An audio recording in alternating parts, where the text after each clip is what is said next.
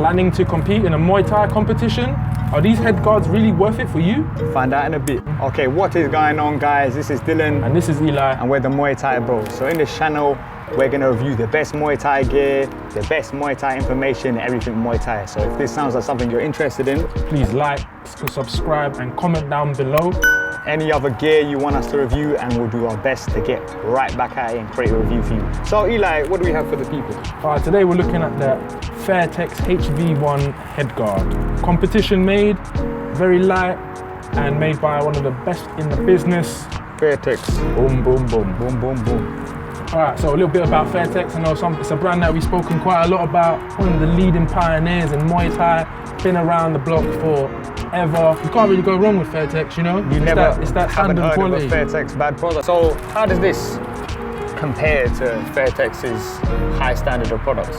So, competition headguard, it's in the name itself. You know, these are used in amateur Muay Thai competitions. Sometimes where you can't use elbows, sometimes you can, can't knee to the head, sometimes you can. But they're used across the UK, especially in amateur divisions, to help protect the fighters, really. So what makes this different compared to, we just did the review of a normal headguard, like a boxing headguard? What makes it a Muay Thai headguard? So these are for Muay Thai competitions. They are very light. The padding is not heavy around it. It just gives you a padding around the forehead, the ears, and there is a very, very, very basic chin strap here.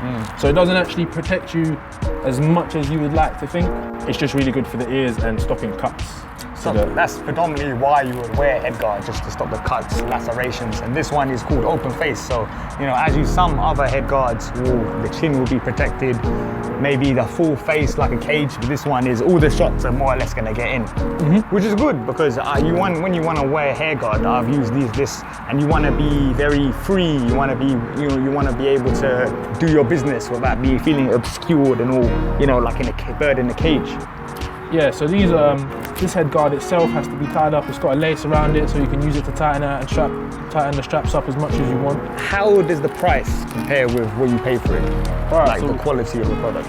So this headgear itself it's quite on the cheap side. I'd say it's I picked it up for quite a bargain. I got this for around £35, £40. $50, $55. Yeah, so they're quite cheap. You know, they're competition, so you're not going to use it that much. I mean, bar competitions, right? Competition, so but you can use them for training. That is one of the things. You can use them for training, for light sparring. You get used to it. If you've got a competition coming up, I would highly recommend you using this to get used to it. It does take a bit of fiddling how to get comfortable in your face. It's not an easy setup to find comfortability. You need someone else, right? Someone else to put it on. Yeah, you can do it yourself. You need to find out how much the straps need to go.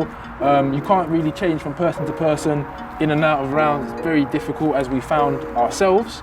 Because you've got to tie up the headband, and you've also got to rearrange the chin strap. It's not like a... Of course. Not quite. So what about the specs? Can you get this in any other colours? Yeah.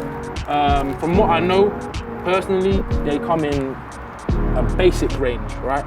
So unlike Fairtex, they're known for having a wide variety. This is a product you're not going to use too much. So in competition, standard competition colours are blue and red. So you often find this blue, red, black, and I have seen the occasional white one across. So I was going to say, if you want to help our channel, please hit the like button, the subscribe button. And if you want to buy one of these via our affiliate link down in the description, feel free.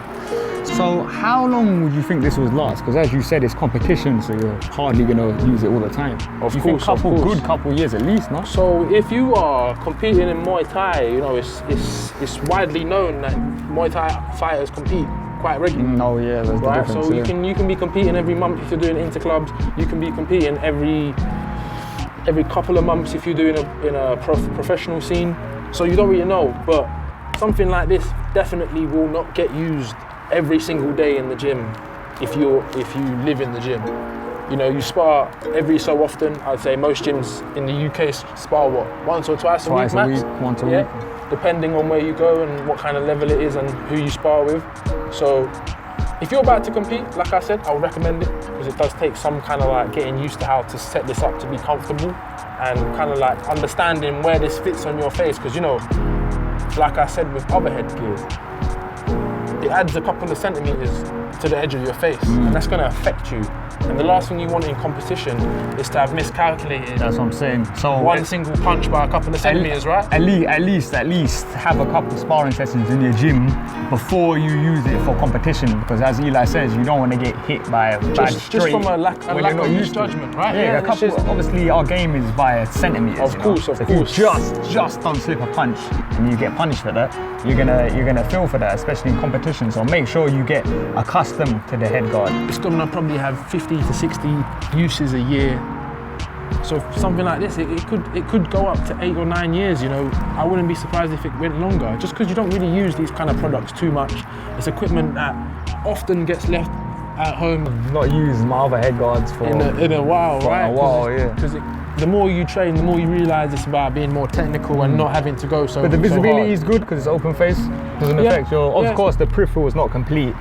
You know, you do lose that full peripheral vision that you're used to, making it slightly more difficult than usual, but it gives you more view than with the cheek guard. So cheek guard is, or with cages like this. Yeah, you don't see nothing. Yeah. But I feel like if you was to fight someone who's a lot taller than you, if you're constantly looking up and the headgear is not resting as it should, it's going to be a big distraction. You're going to be like having to look up like this, and that's just.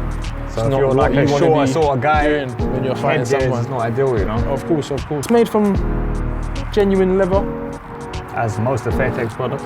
Yeah, so it is that top quality gear. I don't see why it would fall apart anytime soon. I mean, it does undergo some pretty damage. Yeah. So what's your overall rating, Eli, out of 5? So would you recommend someone to buy it? If you're competing, if you want to compete, and you know that you're going to be using one of these, I recommend it. If you're looking to protect yourself, there are other headgears out there that you could use. There's also the Venom Elite Challenger headgear that we just reviewed. So if you want to take a look at that, if you want a more premium price range, then of course look at the video above. Look at the video above. Okay, so that's it. We're Muay Thai Bros. This is Dylan. And this is Eli. And we're signing out. Peace.